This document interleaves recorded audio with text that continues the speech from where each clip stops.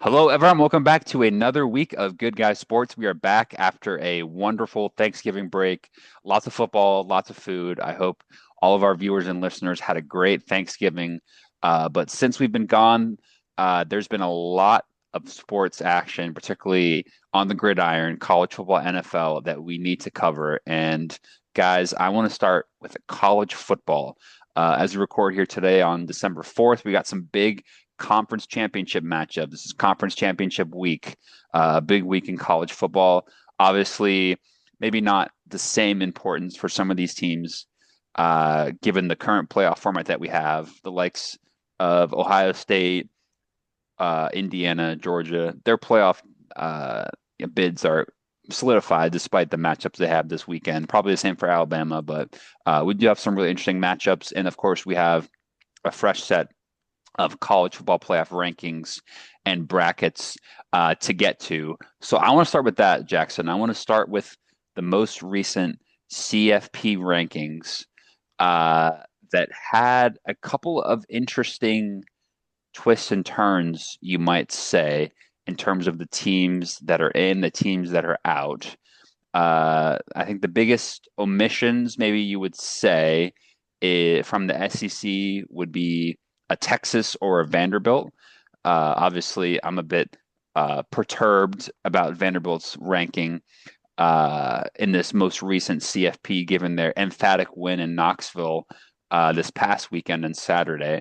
But as well, you have BYU at 11, Notre Dame at 10, Miami at 12. As it stands right now, the last two teams in the CFP will be conference champions. So the highest ranked conference champions, that is. So it really depends on how the CFP committee decides based on some of the conference championship games that have this weekend. So it's a bit of an interesting scenario here, Mike, where Yeah, it's you only the could. top 10 CFP ranking teams are going to make it in because the other two slots are going to be for conference champions.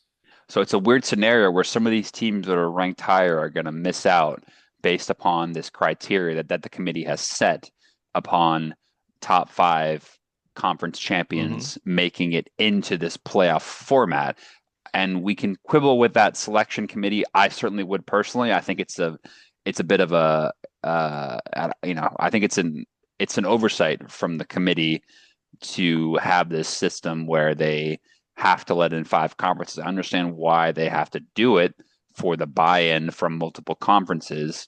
But you have a weird scenario where the likes of you could argue the likes of Virginia are maybe better off not having to play in the AC title game. Whereas if Virginia loses to Duke in the ACC title game, and Miami, who's not playing ACC title game, are ranked ahead of Virginia, they could find themselves in the playoffs by the chance of Virginia losing that game, getting knocked down in the rankings, versus Miami, who's just sitting at home on the couch, crossing their legs, Yeah. and possibly sneaking into the playoffs. So it's a bit of a weird system where some of these teams can help their case, hurt their case. So I don't know, Jackson, what do you think of the way that this weekend conference championship can affect who gets into the CFP? You have to imagine that a lot of the teams that are top 10, like Mike mentioned, have their case solidified. It's kind of going to be that 10 to 15 range where some things might change, cases can be made, but ultimately, I think the likes of Texas and Vanderbilt, unfortunately, are going to be left out due to the fact that the SEC is just so loaded and not everybody can make it into this 12-team playoff, right, Jack? That's right, Blake. So let's say if Duke beats Virginia this Saturday, which is highly unlikely. So if that happens, then that means I they wouldn't rule it out. well no, but then that means they would mark in what would be a head to head top 20 top 10 25 um wins by your best win by this ranked team and those teams that they're going up against. And so and so if that happens, then that could mean a possibility for schools like James Madison, or or say if Tulane, yeah, yes, Tulane, the yeah. So Green let's say if Wave, the Green Wave of Tulane, let's say if they beat North Texas on Saturday, which I then expect they would. which they will. And I do want to point out that North that Texas is also ranked in the AP though, or in the CF. They're 24th. So you know, Mhm. well, no, and I just wanted to point out that well, no, and I just wanted to point out that Tulane's head coach John Stormarl is has been accepted um his, a head coaching position job at the University of Florida, and after this game is over. So that's something I have to throw in there. But if Tulane wins, and if he and, and, and if Coach John Terrell gets another championship title, that would be something special from something that he can accomplish in his coaching tenure by one of those small FBS small powerhouse schools. But I think North Texas can actually, this game being played in New Orleans, I think that North Texas will probably win this game. But let's say if I want chaos, then I want to say I do. if well I know you do. I love chaos. Yeah, who doesn't? So if Duke beats Virginia, Uh-huh. then if Tulane beats North Texas, Uh-huh. and if BYU beats Texas Tech, then the college Wow. football committee is going to They be, have their hands full, don't they? well, The yeah, the college committee. football. It's going to be a long day in the war room of the people of the college football playoff selection committee. They're going to have a hard time. It's going to be a long day for them. They're going to be going through their selections for hours, and and if that happens, then Here's the thing, Jackson, though. I think that Mike, I don't know if you agree. I think Mhm. if BYU beats Texas Tech, Texas Tech is in anyway because they Yeah. need somebody from the Big 12, right? And Yeah. so I think that game, honestly, this is part of the reason why I said conference championship week has kind of had a bit of of its importance taken away from it because of the way that the CFP, if we're saying the way that we're grading a successful season is making the playoffs, then some of these teams that kind of feel like they're already in the playoffs don't really have that much on the line this weekend. Yeah. I think if Texas Tech loses, they're still in as that Big 12 representative. No, I would agree. They've only lost one game this year, so they would still be in. Now, getting back to if Duke were to upset Virginia, there may not be any team from the ACC in the playoffs. The real question is how does the committee rank Miami's season? Because if you think about it like this, Miami is currently out as it Yeah. stands right now because they do not have a chance to win the ACC. Yeah. Now, I think the only scenario where Miami might get the number 10 slot would be if Texas Tech beats BYU and right. Alabama beats Georgia. Exactly. So we thinking that they can overtake BYU. Well, I think they would, in that scenario, they would overtake Notre Dame. So that's the interesting point here from that 10, 11, 12 spot that is probably the contentious part of the latest CFP ranking is Notre Dame being ranked ahead of Miami. Obviously, Notre Dame Hmm. is an independent. They don't have any conference championship game left to be played. BYU have obviously playing against Texas Tech. Miami is not playing. So the line that the committee will have to tread here, gentlemen, is whether or not if BYU beats Texas Tech, does that vault them ahead of a 10th ranked Notre Dame, who are, again, sitting at home in South Bend, Hmm. sitting pretty, versus a Miami, who they themselves are sitting at home. If Virginia, the ranked ACC Yeah. team playing next weekend, loses, does Well, that move? Because they're already ranked ahead of Virginia. So what's the hmm. case for them to move any higher? So it's a Yeah. very interesting Well, I think argument.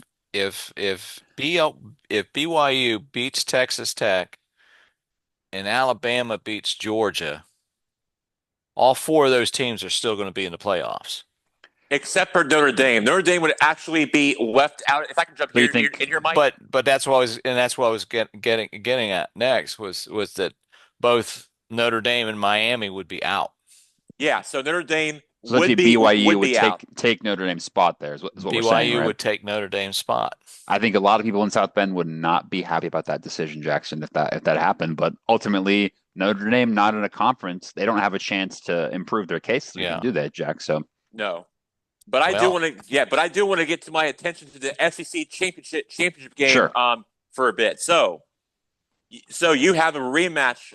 So you have a rematch um, from this game being played about a few months ago out in Athens. They will now square off against the Georgia Bulldogs, who also played in Mercedes-Benz Stadium in their game in a low-scoring affair, ugly win against Georgia Tech in the clean, old-fashioned hate game, rivalry game last week. Now Alabama has their number, and the way that I look at it, Ty Simpson is playing on a high level, and they're doing it without Nick Saban. If you look at their coaching staff, Kalen DeBoer, who comes from the SoCast Fall, South Dakota, who previously, I believe, Kalen DeBoer's coaching staff, if I recall, actually worked with the Seattle Seahawks and has a great connection of the Pacific Northwest. That's how I did my research on this. So, believe it or not, his offensive coordinator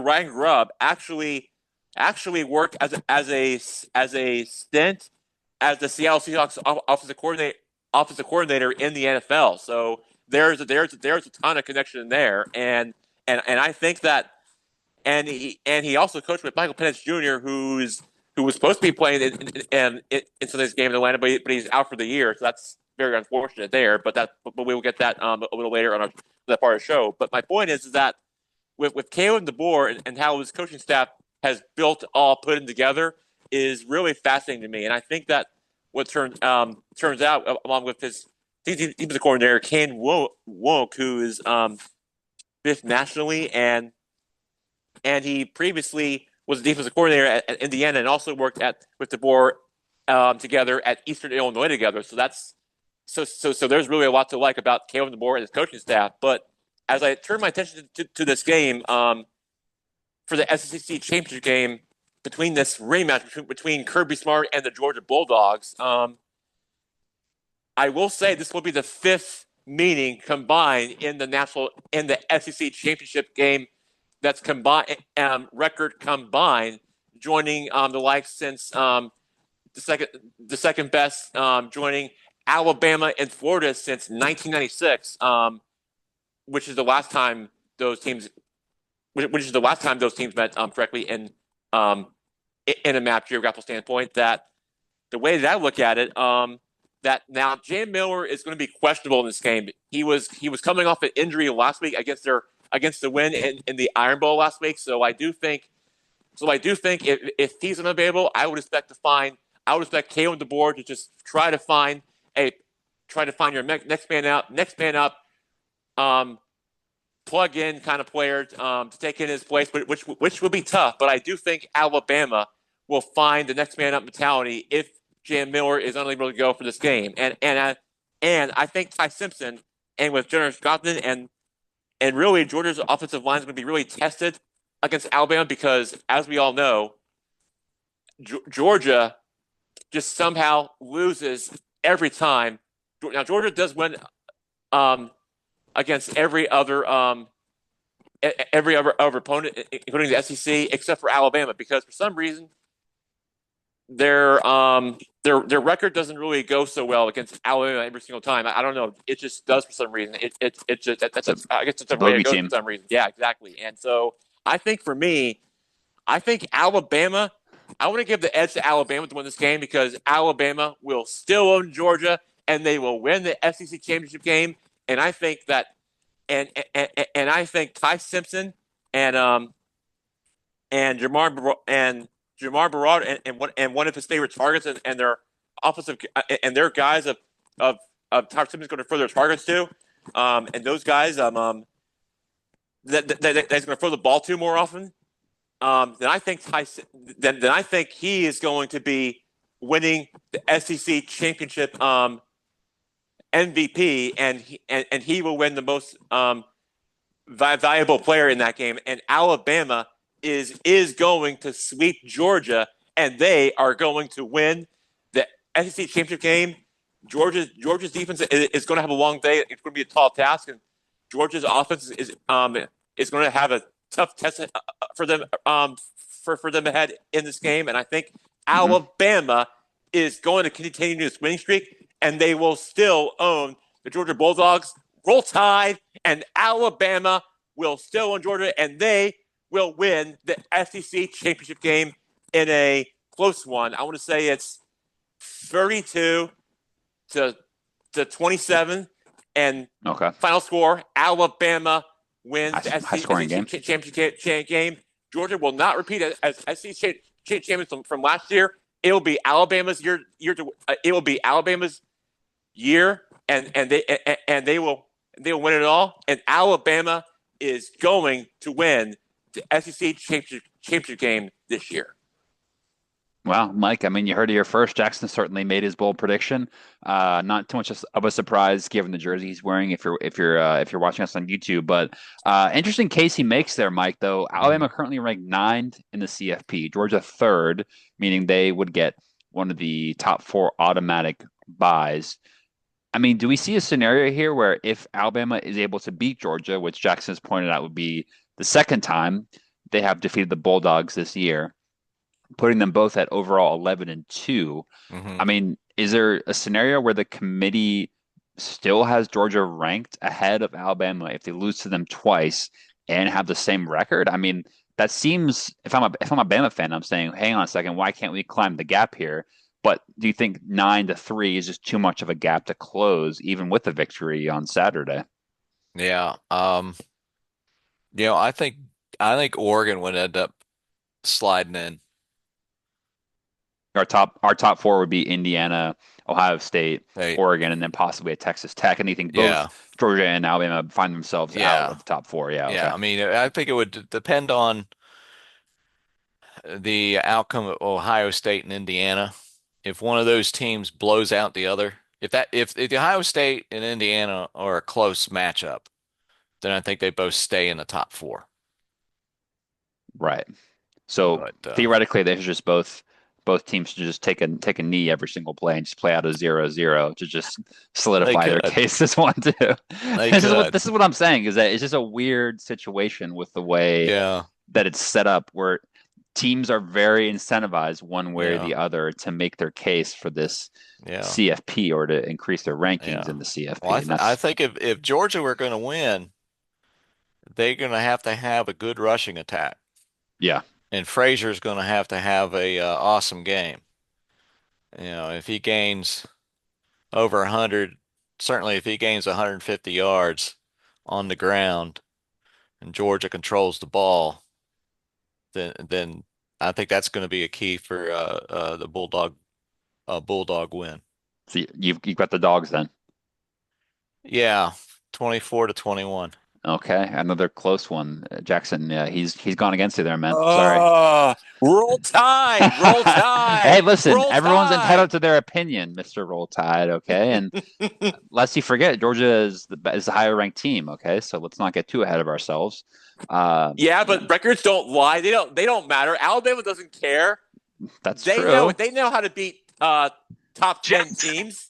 Jackson, is that a Honey Badger Don't Care reference? Is that an old Alabama reference? You better believe it, Blake, because Alabama, even without Nick Saban, they're a tough team to beat. And I said it, I'm going to say it again. They are going to beat Georgia in the SEC championship game.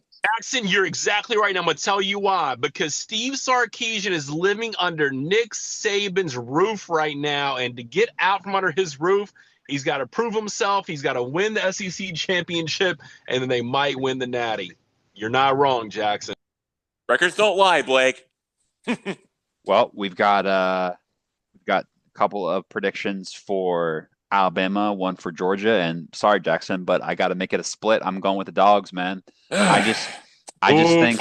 Ooh. I'm sorry, man. I just think Georgia is the more complete team right now, and I think it's going to be close as well. I'm going 21-17 to the Dogs, but I just don't see too many holes in their game right now. Obviously, a narrow victory over Georgia Tech, who they themselves are a good outfit this year, lest we forget. But I just think the Georgia defense is gonna neutralize Ty Simpson. I think Ty Simpson has to do a lot against Georgia to really, poke holes in that defense and show himself. And I just trust that Georgia defense a little bit more than what I have seen so far from Alabama. I mean, to be honest, we should mention as well, Jackson, the Iron Bowl, which we were watching, and we kind of thought it was a foregone conclusion that Alabama was gonna uh, you know, put the clamps on the Auburn Tigers. But you got to give credit to Auburn. They came back and fought that game, and man, it was a close one. And Bama had to really fight to get that victory, didn't they, on that last second touchdown? And I've watched Auburn. I saw them play Vanderbilt. Auburn's not a great football team, man. I'm just gonna say it. So the fact that Bama struggled that much against Auburn, granted it was at Auburn, Iron Bowl, whatever rivalry game, I get it, but I just trust from what I've watched so far this season, I just trust the performances that I've seen from Georgia a little bit more than I trust the performances from Alabama. So for this game in particular, I'm going with Georgia, but honestly, it wouldn't shock me if both of these teams end up making the playoffs and find themselves playing again, possibly even in a CFP semifinal or a final. So, two good football teams, but got to go with the split here, Jack. And I think me and Mike are Georgia, you and Blake are Bama here, man. We're all tied up in our predictions. One way has to go there for that one, but Someone's going to be right. You have to wait until how it turns out on Saturday to see if one of you. I hope you're all right, but we'll have to find out. We'll see and find out once the game's when that game is played on Saturday at 4 o'clock Eastern. But I do want to real quick get to another game that no one's talking about. How about the Boise State on the blue field taking on UNLV? That should be a fascinating matchup. Why are we talking about this game? Well, because I have my eye. None of these teams are making the playoffs. So why are we talking about it? So, because I feel like it. I want to say Maddox Munson is going to be the player of the game, and he is going to beat UNLV. UNLV on the blue field tomorrow night, and they are going to win. They are going to win that conference game. Okay. Well, listen, you're not going to get a prediction for the Mountain West Championship in a lot of programs, so you're going to credit Jackson for going there with the Boise State UNLV game. Fair play, fair play. To be honest, I think we can kind of skip Ohio State Indiana, as weird as that sounds, because I don't think this game really matters that much in a weird way. Like Mike mentioned earlier, maybe it will be a case of seeing how these teams match up against each other, because in the regular season, these two teams did not play each other. This will be the first time that we're seeing. And to be fair, it's a 1-2, so it's a good game. Like, let's not be too down on it, but the way that the system has it, they're asking us to not really place too much importance on this game, because we know both of these teams will be in the college football playoffs. Most likely, both of these teams will be a top 4 seed, probably even as well, right? So, yeah. I think the only thing riding on this probably the most is Mendoza's quest for the Heisman.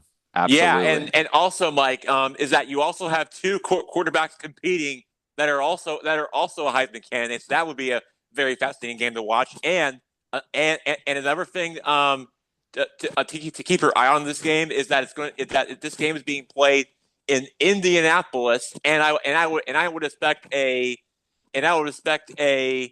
game full of red in the redout, and expect a full, heavy, well-traveled hometown Indiana crowd for their hometown fans. But I do think the Buckeyes will win in a close one. But this game, but the crowd and the fans favor the Indiana Hoosiers because Kirk Gennady and Ryan Day going at each other, but going to be a crowd heavy for the Indiana Hoosiers in that one. But I think the Buckeyes will keep it close and find a way to win. But I expect a packed heavy Hoosier crowd for their football team in the Hoosier State at Lucas Oil Stadium. Yeah, for sure, for sure. No, I think this, yeah, it'll be a good, almost a bit of Let a me, litmus test. let me ask you guys this. First of all, I've never heard us so down and sad about a 1 versus a 2 It's in my weird, life. right? Yeah. But let me ask you guys this. Mike made a great point, Heisman. Let me make another point. When's the last time a team went undefeated and won the Natty? And how much does that record and option play into them? Because you're right, Blake, you're exactly right. Yeah, I could see. I mean, it really, in the grand scheme, it doesn't matter. But does that play into this at all? Wanting to take it from the beginning to the end undefeated? So it was 2 years ago, Michigan uh completed a 15-0. It actually, I mean, it happens more often than you would think, actually. Yeah. So I think And for Ohio State, doesn't have a lot of love for that team over there. And if they went undefeated, is that give Ohio State Skinny any reason to maybe want to go undefeated as well? No, I honestly, Blake, I think it's a great call out, and I actually didn't even, realize that they're ranked 1 and 2 for a reason, right? They're both undefeated. I think in college football, having a 0 in that loss column is still something that matters a lot, and so I think it's a great call out, and I think that will definitely be an extra incentive for both these teams to have that perfect season, like you mentioned, last thing to do at Michigan. Obviously, Ohio State big win against Michigan last weekend, wasn't it? So they'll want to get that record. They've gone undefeated, I think, way back, 20 odd years ago in their national championship, but Ohio State and certainly not Indiana haven't had a perfect season in quite a while. So that's a good point and a good call. I think that'll be some extra motivation for both these teams for sure. And then as for the games that I have my predictions on, I think Texas Tech is going to beat BYU in Okay. in the Big 12 championship game. Jackson, let me ask you this then. Yes.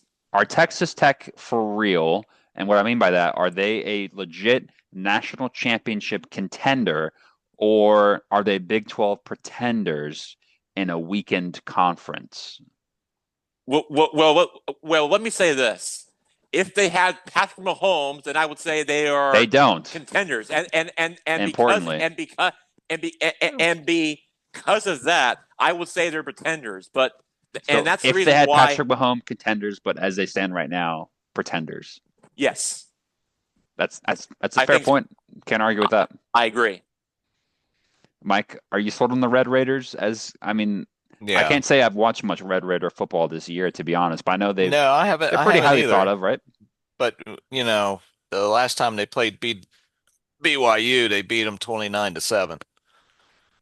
And Obviously, this game is in Texas this weekend, so probably would expect a similar result, right? yeah, I don't. Yeah, I think Texas Tech is just a stronger team. But I'm not sure if they're wouldn't really necessarily call them pretenders. I mean, the Big 12 is the Big 12. For a Big 12 team, they're obviously pretty good.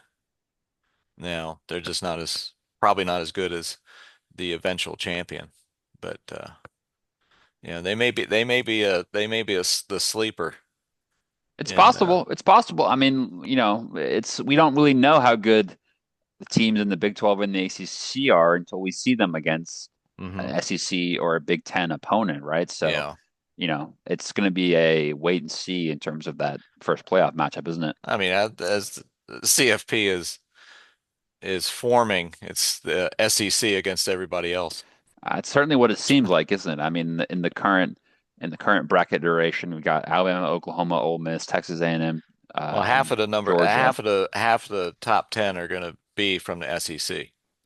Right, right. And so, it's entirely likely that we see a dominated SEC field. And, I don't want to cry wolf again, Jack, but I just think that Vanderbilt is just so uh they're hurt by this system so much by being in a good conference.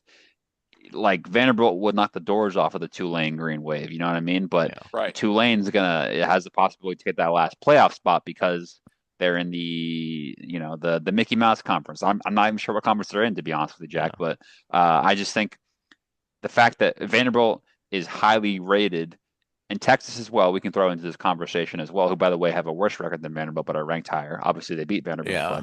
but um, both of these teams are negatively affected in the Yeah. CFP rankings by being in the SEC, and yet we have to include conferences Yeah. like the American or whatever because of the way the system is put out. Yeah. So I just think it's really counterintuitive in that respect. Yeah. Well, let me just say this about not disparage Texas, but they have not played well on the road this year. All three of their losses have been on the road. They had two overtime victories on the road, but that was against Kentucky and Mississippi State. Mm, Two games that they could have lost. two unranked So, teams. so unranked teams. So they could have lost 5 games on the road. So they're not a very good road team. So I'm okay with Texas not being in the college football playoffs. Vanderbilt, on the other hand, their dominating performance against Tennessee last weekend in Knoxville. Away, yeah, tough place to I go. mean, they their only blemish was they lost to Oklahoma. Right. Had they beat Oklahoma, Then we would they then would we be would in. then we would have then we would be having a different conversation. Or So you Yeah, mean the Texas, you mean, right? Or yeah, yeah, I think Vanderbilt's losses this year have been to Bama and Texas, that they lost both to away from home. Yeah. Texas and Oklahoma. No, I think so. So No? Vanderbilt's 10-2. The two losses come Right. at Bama and then Okay. at Texas as well. Okay. Then the last three games have been victories against Auburn, Kentucky, and Tennessee. But they just kind of find themselves, unluckily, I think, in a conference that already has quality teams. The likes of Texas A&M and Oklahoma hmm and Alabama. They themselves have just put together good seasons, and they find themselves, and Ole Miss as well. You can throw into that. There's just too hmm much quality in the SEC, Jackson. That you know my alma mater Vanderbilt. I just don't see a way for them to sneak in the playoffs here, man. I mean, do you disagree with that? I mean, give me some hope here. well, the only my only the only thing advice I have for you is that you're going to have to wait and see on Selection Sunday to see if Vanderbilt even That's makes not it. good But advice. yeah, but That's the best you can do for me, isn't the it? point is, yeah, unfortunately, They're but the only good news I have for you about Vanderbilt getting the college football playoff is somehow Oklahoma should have lost to LSU. That would have been Yeah, that would have given you some that was help. the one, wasn't it? It was, but that didn't happen. But then So Texas probably would have jumped us anyway right, because Texas is ahead of us anyway. So it's probably there wasn't much of a scenario here to begin with, was there? And you no, know, no, no, there wasn't, and it's I think sad, that isn't it? it is. But I think Diego Pavio, as much of it as a quarterback with a high scoring touchdown career he's had this season, a possible Heisman candidate who is most likely going to get invited I up to hope New he gets to York New for the. York. I'd love that. Yeah, I think yeah, me too. I hope he does too. But I know that Diego Pavia, whatever he does next in his career, he will definitely remember it. But yeah, it's definitely disappointing that he doesn't get to play and set more touchdown school records anymore, which I know is sad for you guys up in Nashville for Clarkley I'll and get the a nice Commodores. get a nice But bowl game at least, maybe, huh? yeah. Well, at least there's some hope for you guys to to go and play there instead. What? So Well, we uh, should uh, do. We should do, Mike, is we should become a Vanderbilt should become an independent team and paint their helmets gold yeah, because they work for Notre Dame, right? it, it works well. The same record and they're 4 spots ahead of us. So maybe we should just do that. Yeah, I mean It's not like Notre Dame lost to two ranked teams. Oh yeah, Miami and Texas A&M. Yikes. Well, Vanderbilt's Well, losses are against two ranked teams as well. Yeah. So this is my whole, before we leave college football, Jackson, I just gotta make my, my case, my rant, or whatever you want to call it. I just think the way that the system, not to be that, conspiracy guy or whatever, but just the way that the CFP system is set up right now is fine. Where is the goal to have the best 12 teams in the country facing off? Because if that's the goal, that is not what is happening right now. The best 12 teams in the country does not include the Tulane Green Wave, or no offense to Mike, the James Madison Dukes, who I have a lot of respect for James Madison, quality university, but I just feel like we're putting the recent trend in college football is to load up all the best teams into these two conferences, the SEC and the Big Ten, and yet we're going to exclude teams from the SEC and the Big Ten from what is the ultimate prize in college football, i.e., the college football playoffs, because we have to include the top five conference champions. It's just a very counterintuitive approach that the sport has taken in terms of rewarding some of these teams. And I just don't understand why they don't just do I understand why they can't do a 1 through 12 because they need buy-in from conferences to agree to this, and that, and the committee. I mean, the committee, these guys in the war room, in a dark room, smoking cigarettes. I'm not too sure what's going on in this war room, to be honest, but I just feel like so many teams are being left out for not valid reasons. And if we're going to include a Tulane, a BYU, a James Madison, I mean, you can even throw in like a Duke. I love Duke football, but I'm not sure they should be anywhere near the playoffs. So I think the way that the system is set up is, but I think ultimately that's what college football has been for a while, is that there's these rules and systems to determine the national champion. It's never been perfect. Somebody always feels left out. And I suppose Vanderbilt this year, as tough as it is for me to swallow, is going to be one of those teams that's left out, despite them, I feeling, have a real case to at least get a shot to play for a national championship. I mean, that's such a massive thing for a team like Vanderbilt, who have been the runt of the SEC for so long. Having an opportunity to at least compete for a national championship would have been great.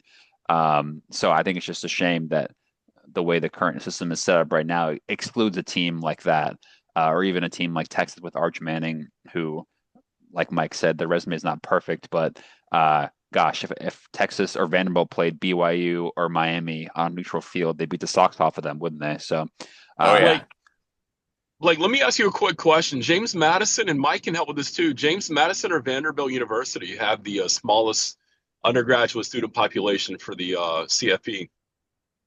it's a good question. I think Yeah. Vanderbilt's undergraduate is probably like around 6 or 7,000. I want to say. I think James Madison would be maybe a little bit bigger than that. It's a good question. I can do a quick research on this. Yeah. Let's see. James Madison. Yeah, they're pretty big actually. They got 20,000 undergraduates, it looks like. Yeah, so they're a bigger school than you would think. What conference are they in? Are they in the They are in the Sun Belt. Sun Belt? Ah, the Sun Belt. How could I Yeah. forget? Now I So, think that the quick fix would be to expand to 16 teams uh-huh.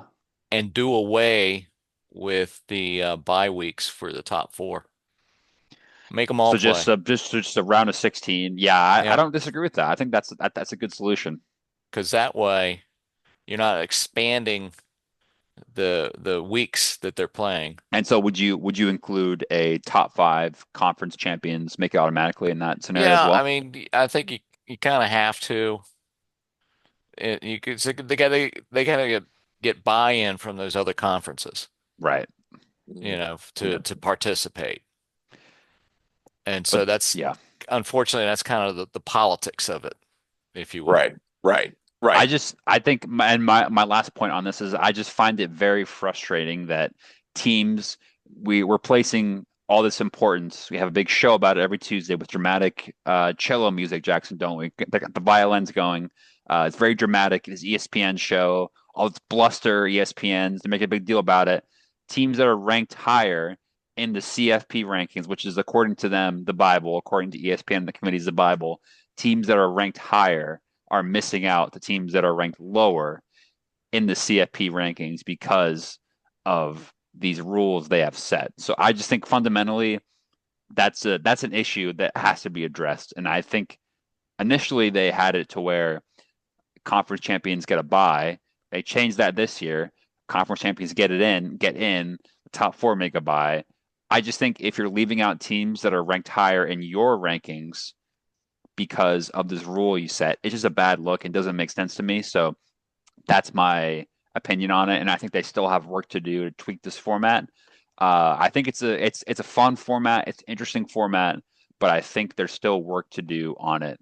Is what I would say, Jack. So Right. And one and then real quick, one last point before we move on to the next topic. Jacksonville State and Kennesaw State. I have Jacksonville here we go. in a potential rematch. This guy's covering every FBS game. Schools. Oh, I have to. That's part of my job. And I think Jacksonville State will beat Kennesaw State in the rematch, and they will win that conference championship. And that's how I see it one playing out. The Jacksonville Gamecocks are going to win that game. Is that a shout out to Ron? Oh yeah. Oh yeah. You know it. And then as much as I hate to say this, yep, about our Duke Blue Devils, I thought about picking against them, but I'm not going to. But I'm sorry, but the Virginia Cavaliers are going to win the ACC title, including the outright wins head-to-head for the last meeting in the regular season. And that's really how I see this college football season playing out. And then for the Sun Belt Championship, American Championship, I have North Texas winning it. And then the Sun Belt Championship, I have James Madison winning by 2 touchdowns over the Troy Trojans. So you think James Madison will get the last spot in the playoffs alongside Virginia then, Jack? Is that how that would play out? Yeah, I do. Mike, you think if Virginia wins, they're in, right, to the playoffs? Yeah, Virginia wins, they'll be in because they have to have a team from the ACC. Correct. So Virginia wins. We don't see a scenario where Virginia wins and they still pick Miami, right? Yeah, I don't see that. I think that would be quite controversial. There'd be there'd be a lot of consternation from the Cavalier fans about that one. So since Miami's 2 losses were to ACC schools.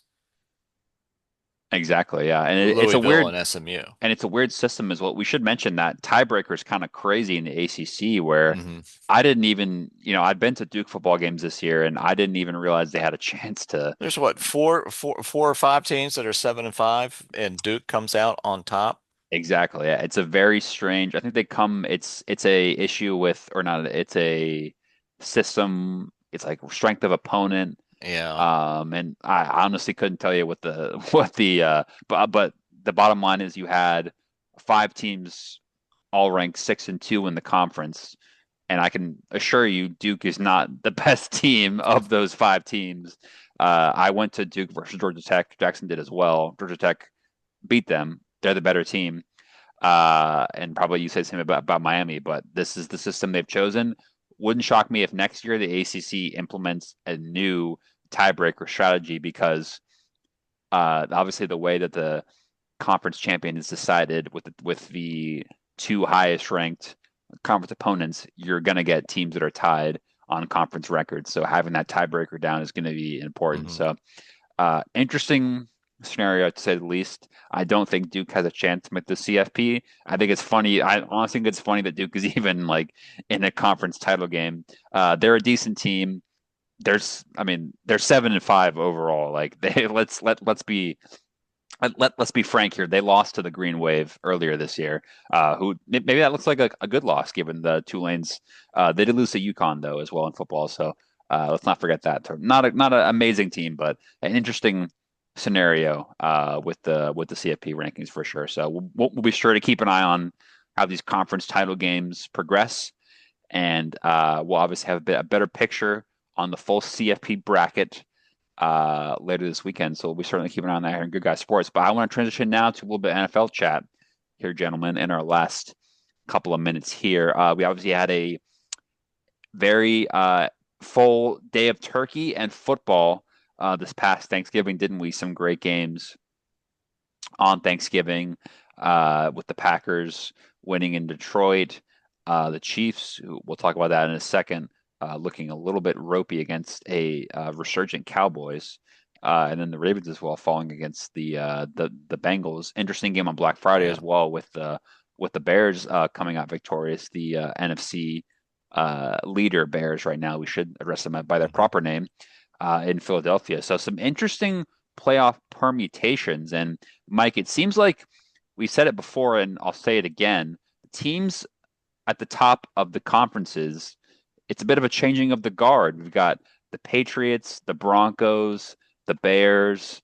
To be fair, the Rams have been around thereabouts for a while, but maybe not the teams that we expected to see in December before the season started, is it? No. And I can't believe I'm about to say this as a Commanders fan, but how about them Cowboys Oh, Jackson, he did not just say that. He just said it. beating those two Super Bowl teams in 4 days? The Eagles and the Chiefs. I believe on our last show, someone predicted that the Cowboys were going to win those two games. Oh boy. And who might that have been? I think it was Uncle Mike. Oh, wow. Oh, it was The guy, you. It was you. the guy It wearing was a you. Washington hoodie. Yeah. You're guilty. Yeah. I got the Cowboys tonight over the Lions.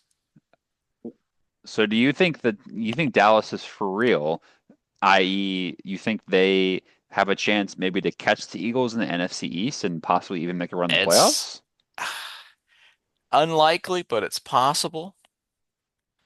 It it really, the Eagles play the Chargers Monday night, and they're both 8-4, but they're playing out in LA.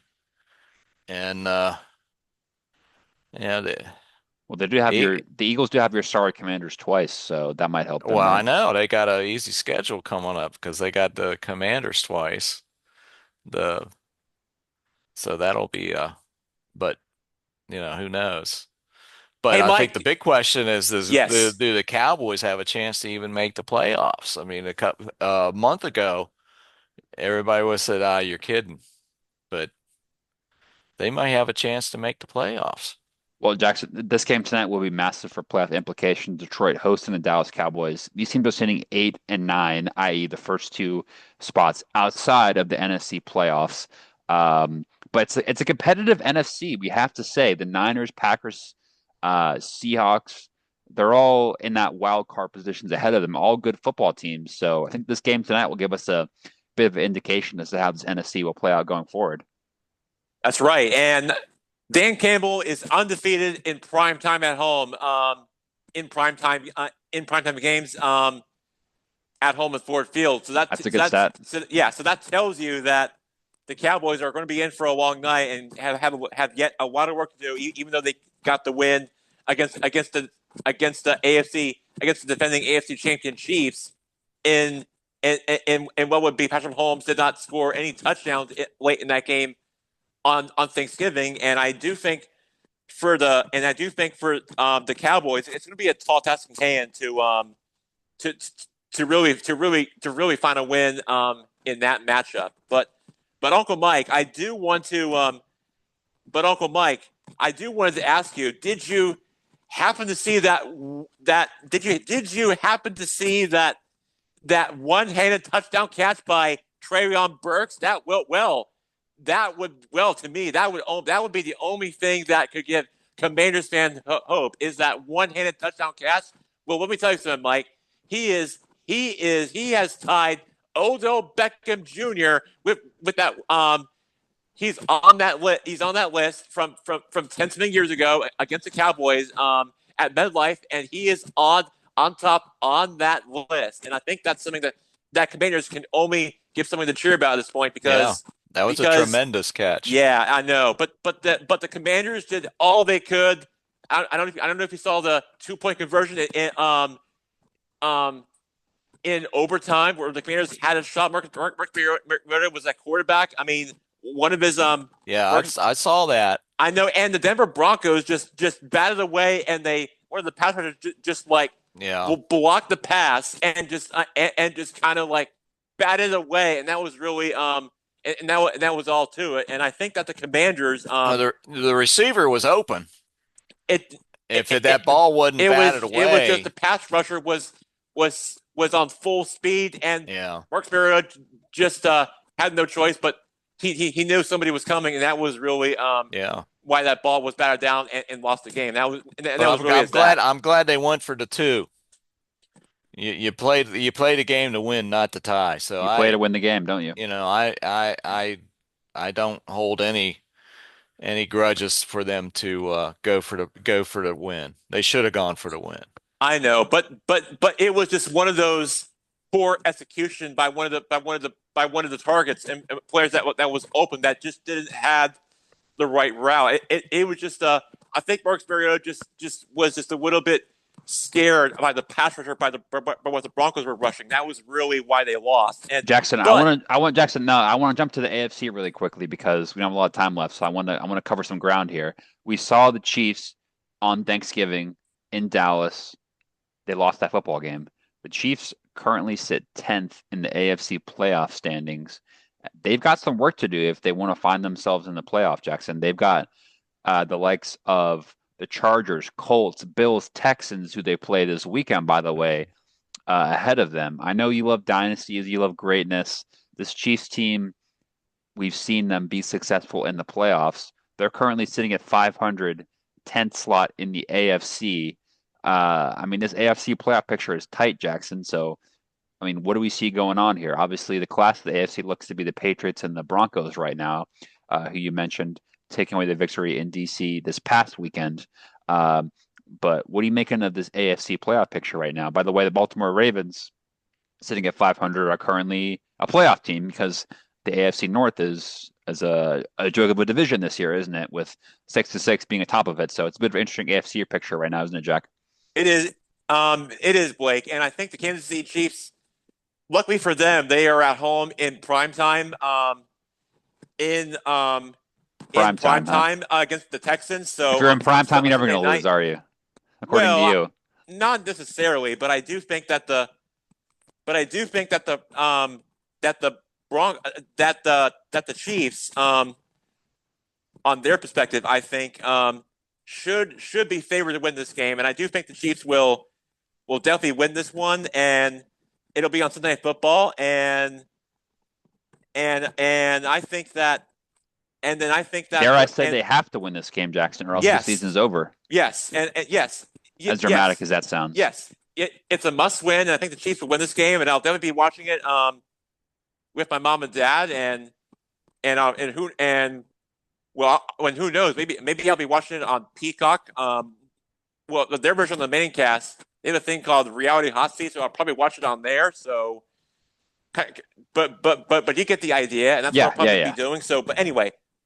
My point is the Chiefs will win this game, and that's really as simple as that. Now, real quick, Blake. Sure. Our Seahawks are traveling to the ATL, the place where our family used to live all these years ago.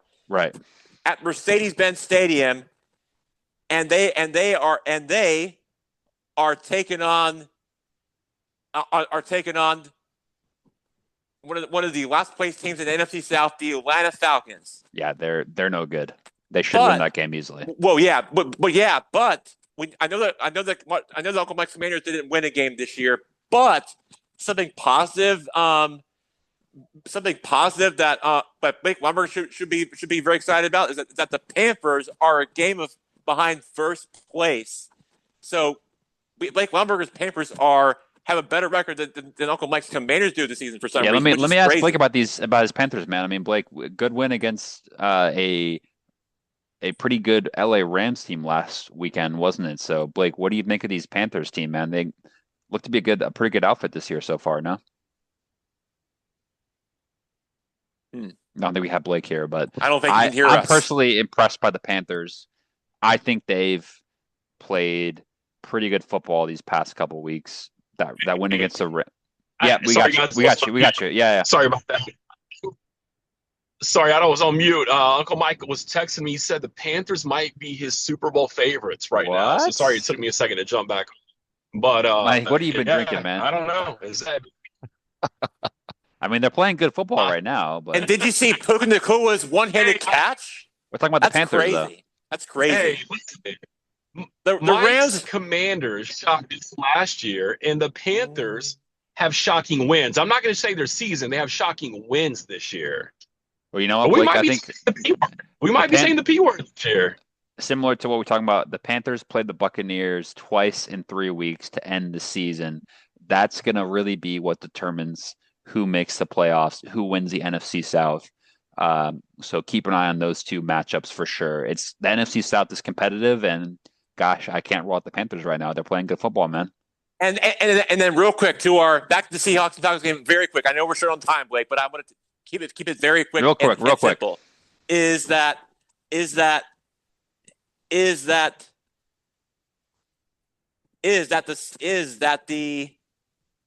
Seahawks have a great record on the road, and they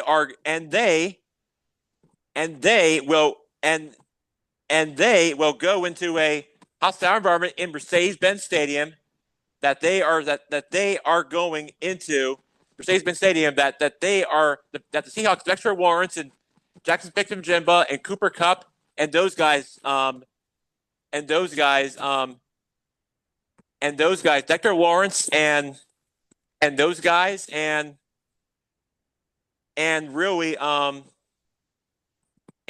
really the Seahawks and those guys and those rosters. Well, let me tell you something. The Seahawks are going to go and can you even imagine if the Georgia Bulldogs lose on Saturday and the Falcons lose on Sunday, then that would be a tough and heartbreaking sad weekend for the fans out in the state of Georgia. Well, You might as well just tear the stadium down. Yeah, exactly. Well, it could very well happen because here's why. Because Sam Darnold and Jackson Smith and Jigba and A.J. Barner and Dexter Lawrence and Leonard Williams, they are going to shut down Kirk Cousins, and they are going to and Dexter Lawrence and Leonard Williams are going to sack Drake London and Bijan Robinson and Kyle Pitts and Darrell Mooney and all those guys, and the Falcons are going to score less points, and they are going to we get it. You're picking Seattle. Yes, I'm picking the Seahawks to win the Falcons because the Seahawks have won their last meetings on the road against the Falcons. They have that record. Yep. And they will own it. And Blake, I hate to admit it, but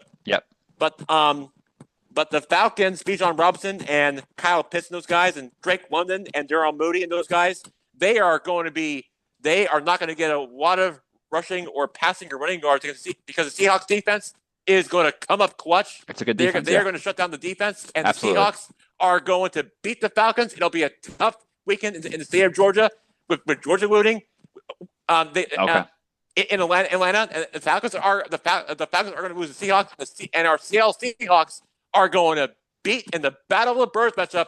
Are going to beat and the Falcons are going to rise down, and the Dirty Birds are going down. The Seahawks are going to beat the Falcons. Okay. And the Seahawks fans are going to take over Mercedes Stadium. I give up. The Seahawks 12 fans are going to show up in the ATL, and they are going to destroy the Falcons, and the Seahawks are going to win in a 2-touchdown game, and the Seahawks are going to beat the Falcons, and they're going to win by a 2-touchdown game. Okay. So, Jackson, you're pulling for the Falcons. All that to say you're pulling for the Falcons. Sounds like it. Yes. That's exactly what I'm saying. Yes. Wow. Well, if the Falcons win, you're gonna have some egg on your face for sure, but I don't think that's gonna happen. So, some bold predictions here on Good Guys Sports, but we are out of time, gentlemen. So, We don't have enough time to talk about our Thanksgiving. Guys, real, we don't real, have to talk about the Duke Blue Devils basketball team. It's fine. we'll get to that eventually. It's fine. Real quick, Jackson. No, no, real quick. No big deal. Before we go, I want everyone to go around and name their favorite Thanksgiving food item they ate this past week. I will start, and I will say that I had some fantastic fingerling potatoes, like a little potato wedge, essentially, that were really fantastic. Great Thanksgiving dish. Jackson, what was your favorite food item you ate? Ooh, I would have to say stuffing and fingering and But one item. I I said would one. have to say turkey. It Okay, has to be turkey. So he's a classic. basically, All right, no. yeah, That's all I asked. All right, Mike's next. Mike, basically, no. I know, Mike's next. I know, No, basically, no. Mike's next. okay, No. yeah, I'm turkey, not. turkey, just turkey. All right, Mike, you're up. Mike, what do you got? Apple pie. Apple pie. I love to see it. Blake Lineberger, what do you got? Finish us off, man. Duke Blue Deviled Eggs, baby. Oh, wow. Deviled eggs. All right. I love it. Well, on behalf of Good Guys Sports, just want to thank you for viewing and listening. A great show this weekend. I hope you had a great Thanksgiving last week, and we got some good shows here to come as we get closer and closer to the holiday season in December. Some great football left, some great sports. So, on behalf of myself, Blake Gerke, Jackson Gerke, Mike Roby, B.L. Lamberger, thanks everyone, and have a great rest of your weekend. All right, Thank you see you guys. Bye now.